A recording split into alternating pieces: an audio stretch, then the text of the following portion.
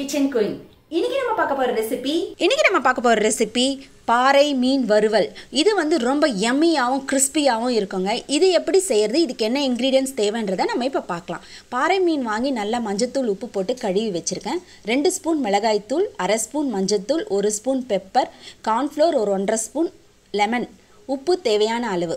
இப்போது மீனில் மஞ்சத்தூள் போட்டுக்கோங்க. நம்ம எடுத்து வச்சுருக்க மிளகாய்த்தூளும் அதில் சேர்த்துக்கோங்க. சேர்த்துட்டு நம்ம 1 ஸ்பூன் மிளகுத்தூள் எடுத்து வச்சுருக்கோம் இல்லைங்களா, அதையும் அதோட சேர்த்துருங்க. சேர்த்துட்டு தேவையான அளவு உப்பு போட்டு நல்லா விரவி விட்டுருங்க. இந்த மாதிரி மசாலா வந்து எல்லா பக்கமும் படுற மாதிரி நல்லா விரவி விட்டுருங்க. விரவி விட்ட பிறகு தான் நீங்கள் வந்து கார்ன்ஃப்ளவர் போட போகிறீங்க. கார்ன்ஃப்ளவர் வந்து ஒரு ஸ்பூன்லேருந்து 1.5 ஸ்பூன் வரைக்கும் நம்ம சேர்த்துக்கலாம். கடைசியாக சேர்த்துட்டு நல்லா அதையும் சேர்த்து பரட்டி விட்டுருங்க.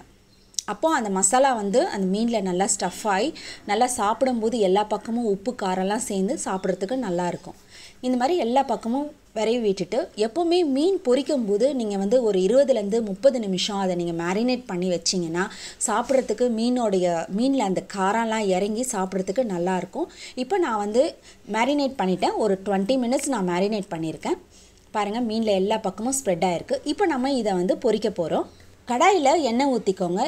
நீங்கள் என்ன எண்ணெய் யூஸ் பண்ணுறீங்களோ அதை ஊற்றிக்கோங்க. ஊற்றிட்டு ஒரு மீனாக அதில் சேர்த்துருங்க.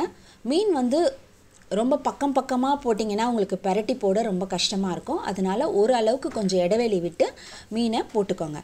எப்போவுமே மீன் ஃப்ரை பண்ணும்போது நம்ம வந்து நல்லா கொஞ்சம் ஒரு பக்கம் நல்லா வெந்த பிறகு நம்ம பெரட்டி போட்டால் தான் அது பிஞ்சு போகாமல் நல்லா அழகாக வரும்.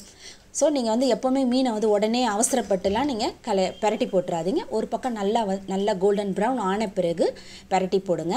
இந்த மீன் வறுவல் வந்து ரொம்ப ஈஸியாக செய்யலாம். நம்ம மசாலாலாம் அரைச்சி போட்டு அந்த மாதிரிலாம் செய்யலை. இது வந்து பிகினர்ஸ்க்கும் அப்புறம் வந்து இப்போல்லாம் பேச்சுலர்ஸாக எல்லாருமே ரூம் எடுத்து ஸ்டே பண்ணுறாங்க. அவங்களுக்கெல்லாம் இந்த மாதிரி செய்கிறது ரொம்ப ஈஸியாக இருக்கும். ரொம்ப இன்க்ரீடியன்ஸ் தேவைப்படாது.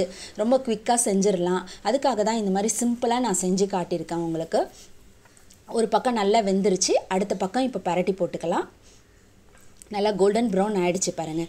இந்த பாறை மீன் வந்து சாப்பிட்றதுக்கு ரொம்ப நல்லாயிருக்கும்.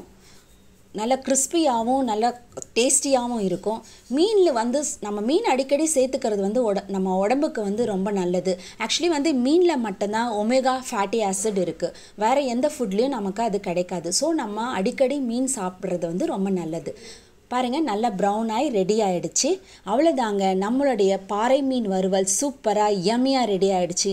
நீங்களும் இதை உங்கள் வீட்டில் செஞ்சு பாருங்கள். உங்களுடைய ஃபீட்பேக்கை என்னுடைய கமெண்ட் பாக்ஸில் போடுங்க. என்னங்க ரெசிபி பார்த்தீங்களா? பிடிச்சிருந்ததா? சூப்பராக இருந்துச்சா? உங்கள் எல்லாருக்கும் ஒரு சின்ன ரெக்வஸ்ட். அது என்னென்னா, என்னுடைய பேஜை லைக் பண்ணுங்கள், கமெண்ட் பண்ணுங்கள், ஷேர் பண்ணுங்கள். மீண்டும் உங்களை அடுத்த ரெசிபியில் சந்திக்கிறேன். Until then, bye.